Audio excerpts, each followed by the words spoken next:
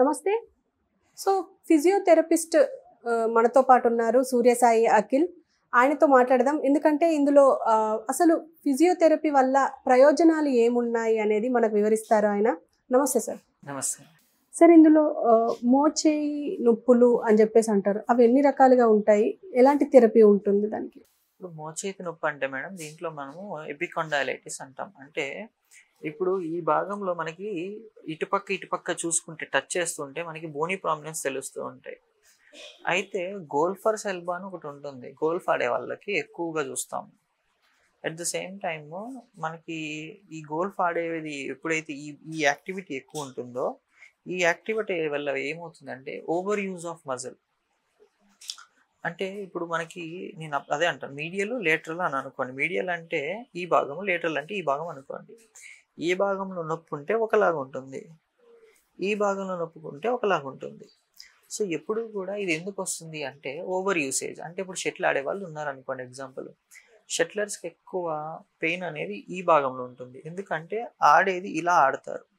So ఇలా ఆడినప్పుడు ఈ ఓవర్ స్ట్రెచ్ చూడండి, ఈ గేమే అంతా మనం కొడుతుంటాం షటిల్ తోటి కొడుతున్నాం. ఎప్పుడైతే ఈ మజిల్ మనం ఓవర్ స్ట్రెచ్ చేసి ఉంటామో ఈ భాగంలో ఎప్పుడైతే, ఎందుకంటే ఆ భాగంలోనే మజిల్ వెళ్ళి ఇన్సర్ట్ అవుతుంది ఆ ఎముకలోకి. ఆ ఇన్సర్ట్ అయిన భాగం ఏమవుతుంది, ఇన్ఫ్లేమ్ అయిపోతుంది. ఓవర్ యూజ్ వల్ల ఇన్ఫ్లేమ్ అయిపోయి ఆ చుట్టూ అంతా కూడా నొప్పిగా ఉంటుంది. మీకు ఏ యాక్టివిటీ చేయనీయదు మిమ్మల్ని. సో అలా ఏంటిది అంటే మనం ఆడే ఆటని బట్టి ఇది ప్లేయర్స్కి.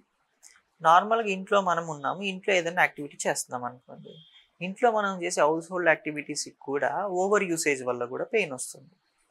అంటే ఫర్ ఎగ్జాంపుల్ బరువులు ఎత్తే పని, అంటే అస్తమాటు మీరు పొయ్యి మీద నుంచి బరువులు తీయడము, కింద ఉన్న వస్తువులు రైస్ బ్యాగులను లేకపోతే కిచెన్ యాక్టివిటీస్ అనో మంచాలు జరపడము. సో ఇట్లా ఎప్పుడైతే హెవీ యాక్టివిటీస్ చేస్తుంటామో, ఒక వస్తువుని పక్కకు జరపడము, మళ్ళీ పెట్టడము, లేకపోతే ముందుకు తీయడం, వెనక్కి తీయడం, లేపడము, పెట్టడము. సో ఈ యాక్టివిటీ ఓవర్గా ఇప్పుడు monthly once okay fine, body accept చేస్తుంది. ఫర్ ఎగ్జాంపుల్ ఎవ్రీ 2 డేస్కో లేకపోతే 1 వీక్కో మీరు వీక్గా ఉన్నప్పుడు కూడా పర్ఫామ్ చేశారు అన్నప్పుడు ఏమవుతుంది అంటే ఎల్బో స్ట్రెయిన్ అయిపోతుంది.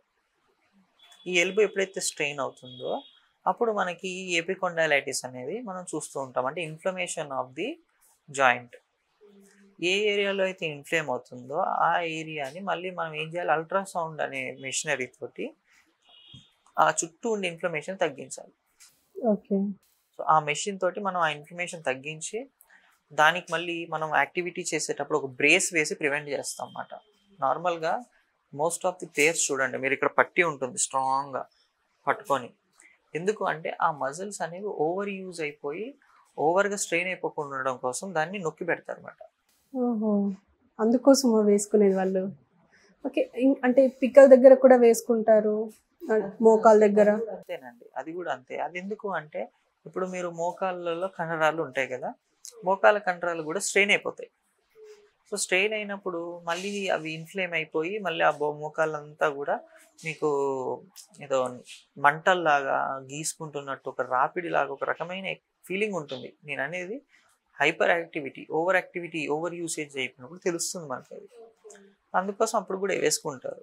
కాకపోతే అదేంటిదంటే మ్యాక్సిమం సపోర్ట్ కోసం వేసుకుంటారు. ఇన్ఫ్లమేషన్ దీనికంటే కూడా మోస్ట్ ఆఫ్ ది టైమ్స్ నీస్కి వేసే సపోర్టర్స్, ఎల్బోకి వేసే సపోర్టర్స్ వేరు, మళ్ళీ ఇది నేను చెప్పింది వేరు. ఇప్పుడు సపోర్టర్స్ ఏంటిది అంటే యాక్టివిటీ చేసినప్పుడు ఆ జాయింట్ డిస్టర్బ్ కాకుండా ఉండడం కోసం సపోర్టర్స్. కానీ ఓన్లీ బ్యాండ్ వేశారు అంటే ప్యూర్గా మజిల్స్ కోసం వేశారు. ఓకే. అయితే ఇప్పుడు ఒకవేళ ఆ పెయిన్ వచ్చినప్పుడు ఎన్ని రోజుల్లో తగ్గిపోయే అవకాశం ఉంటుందంటారు థెరపీ? ఆన్ ద హిస్టరీ అండి. ఇప్పుడు మీరు నాకు నిన్న పెయిన్ వచ్చింది, ఈరోజు నా దగ్గరికి వచ్చారు, 2-3 డేస్లో తగ్గించవచ్చు.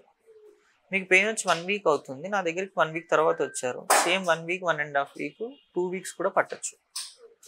2-3 మంత్స్ సఫర్ అయ్యారు పెయిన్ తోటి, మీరు అప్పుడు వచ్చారు నా దగ్గరికి, సేమ్ 2-3 మంత్స్ టైం పట్టచ్చు. అంటే ఎన్ని రోజులు డిలే చేస్తే అన్ని రోజులు పట్టొచ్చు. ఎందుకు అంటున్నానంటే పట్టచ్చు అని, రికవరీ మన బాడీ తీసుకునే టైం మనం చెప్పలేమండి. ఇప్పుడు కొంతమందికి తొందరగా నయమవుతుంది, కొంతమందికి డిలేడ్గా నయమవుతుంది. నేను ఎప్పుడు మ్యాక్సిమం టైమే చెప్తాను. మ్యాక్సిమం టైం ఫ్రేమ్ చెప్పినప్పుడు సైకలాజికల్గా మీరు యాక్సెప్ట్ చేస్తారు, ఓకే నాకు ఇంత టైం పట్టొచ్చు అని. ముందుగా రికవర్ అయిపోతే విల్ ఫీల్ హ్యాపీ. అదే ఫర్ ఎగ్జాంపుల్ నేను 1 వీక్లో తగ్గించేస్తా అని చెప్పాక అది 2 వీక్స్ కూడా తగ్గలేదు అనుకోండి, యూ విల్ ఫీల్ దట్ ఇంక తగ్గదేమో ఇది, డాక్టర్ అనవసరంగా దీని గురించి ఏదో చెప్తున్నారు, ఇది తగ్గదు ఇది నాకు అని నెగిటివ్ థాట్స్లోకి వెళ్ళిపోతారు మీరు. సో పేషెంట్కి ఎప్పుడు కూడా మనం ఫాల్స్ హోప్ ఇవ్వకూడదు, ఒక పాజిటివ్ హోప్ లాగే చెప్పాలి. ఈ టైం ఫ్రేమ్ పడుతుందండి, ఈ టైం ఫ్రేమ్ లోపు తగ్గచ్చు, తగ్గకపోతే you have to bear it for life time. ఎలాంటి థెరపీ ఇస్తారు? అంటే ఎలక్ట్రాల్ థెరపీ ఇస్తారా, మాన్యువల్? ఎలక్ట్రోథెరపీలోనే మనము ఏం చేస్తామంటే అల్ట్రాసౌండ్ అని చెప్పాను కదా, అల్ట్రాసౌండ్ అంటే చాలా మందికి వచ్చే డౌట్ ఏంటిదంటే ప్రెగ్నెన్సీ ఉమెన్స్కి వీటికి లేకపోతే టెస్ట్లు చేస్తారు కదా, ఎగ్జామినేషన్కి రాస్తారు కదా అల్ట్రాసౌండ్, అంటే కాదు కాదు, this ultrasound is completely different. అది వచ్చి డయాగ్నోసిస్ డిఫరెంట్ అండి. ఆ అల్ట్రాసౌండ్ వచ్చి డయాగ్నోసిస్ అండి, అంటే ఏదైనా ప్రాబ్లం ఉంది బాడీలో, ఏదైనా రప్చర్ ఉంది లేకపోతే ఒక ఏదైనా జరుగుతుందో తెలుసుకోవడం కోసం అల్ట్రాసౌండ్, డయాగ్నోస్టిక్ అల్ట్రాసౌండ్ అది. ఇది ట్రీట్మెంట్ అల్ట్రాసౌండ్. ట్రీట్మెంట్ అల్ట్రాసౌండ్లో ఏంటిదంటే అల్ట్రాసోనిక్ వేవ్స్ ఉంటాయి అన్నమాట. అల్ట్రాసోనిక్ వేవ్స్ అనేది పెనెట్రేట్ అయ్యి అక్కడ బ్లడ్ సర్క్యులేషన్ ఇంప్రూవ్ చేసి ఇన్ఫ్లమేషన్ తగ్గిస్తూ అదొక కూలింగ్ ఎఫెక్ట్ విత్ హాట్నెస్ రెండు ఉంటుంది అన్నమాట. బ్లడ్ సర్క్యులేషన్ ఇంప్రూవ్ చేసి అక్కడ ఉండే వాస్కులరైజేషన్ అనేది ఇంప్రూవ్ చేస్తూ ఉంటుంది. సో దానికోసం అనేది అల్ట్రాసౌండ్ వాడతాం అన్నమాట. దాంతోపాటు కొన్ని సందర్భాల్లో మాన్యువల్ థెరపీ చేసి దాన్ని రిలీజ్ చేస్తూ ఉంటాం అన్నమాట. అంటే ఆ కండ ఏదైతే స్ట్రెయిన్ అయ్యిందో ఆ జాయింట్ని కొంచెం మనం ట్రాక్షన్ చేసి రిలీజ్ చేస్తూ మూమెంట్ చేస్తూ మళ్ళీ ఫ్రీ చేస్తాం. అదొక కైండ్ ఆఫ్ టెక్నిక్ అండి. సో అలా చేయొచ్చు. సో ఇట్లా రకరకాలు ఉంటాయండి. టేపింగ్ అంటాము, డ్రై నీడ్లింగ్ అంటాము, కొంతమంది కప్పింగ్ అంటారు. మేము చేయము కప్పింగ్, కొంతమంది కప్పింగ్ అంటారు. రకరకాల ట్రీట్మెంట్స్ ఉన్నాయి. కానీ ఫిజియోథెరపీ పరంగా చూసుకుంటే మాత్రం ఓన్లీ ఎలక్ట్రోథెరపీ, మాన్యువల్ థెరపీ.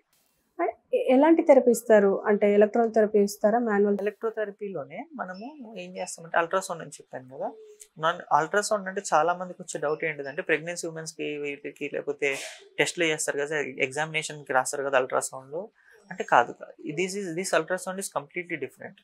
అది వచ్చి డయాగ్నోసిస్ డిఫరెంట్ అండి.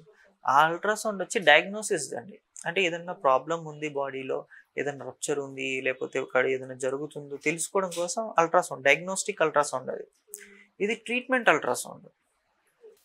ట్రీట్మెంట్ అల్ట్రాసౌండ్లో ఏంటిదంటే అల్ట్రాసోనిక్ వేవ్స్ ఉంటాయి అన్నమాట. అల్ట్రాసోనిక్ వేవ్స్ అనేది పెనెట్రేట్ అయ్యి అక్కడ బ్లడ్ సర్క్యులేషన్ ఇంప్రూవ్ చేసి ఇన్ఫ్లమేషన్ తగ్గిస్తూ అదొక కూలింగ్ ఎఫెక్ట్ విత్ హాట్నెస్ రెండు ఉంటుంది అన్నమాట. బ్లడ్ సర్క్యులేషన్ ఇంప్రూవ్ చేసి అక్కడ ఉండే వాస్కులరైజేషన్ అనేది ఇంప్రూవ్ చేస్తూ ఉంటుంది. సో దానికోసం అనేది అల్ట్రాసౌండ్ వాడతాం అన్నమాట. దాంతోపాటు కొన్ని సందర్భాల్లో మాన్యువల్ థెరపీ చేసి దాన్ని రిలీజ్ చేస్తాం. ట్రీట్మెంట్ అల్ట్రాసౌండ్లో ఏంటిదంటే అల్ట్రాసోనిక్ వేవ్స్ ఉంటాయి అన్నమాట. అల్ట్రాసోనిక్ వేవ్స్ అనేది పెనెట్రేట్ అయ్యి అక్కడ బ్లడ్ సర్క్యులేషన్ ఇంప్రూవ్ చేసి ఇన్ఫ్లమేషన్ తగ్గిస్తూ అదొక కూలింగ్ ఎఫెక్ట్ విత్ హాట్నెస్ రెండు ఉంటుంది అన్నమాట. బ్లడ్ సర్క్యులేషన్ ఇంప్రూవ్ చేసి అక్కడ ఉండే వాస్కులరైజేషన్ అనేది ఇంప్రూవ్ చేస్తూ ఉంటుంది. సో దానికోసం అనేది అల్ట్రాసౌండ్ వాడతాం అన్నమాట. దాంతోపాటు కొన్ని సందర్భాల్లో మాన్యువల్ థెరపీ చేసి దాన్ని రిలీజ్ చేస్తాం. Okay, okay sir, thank you.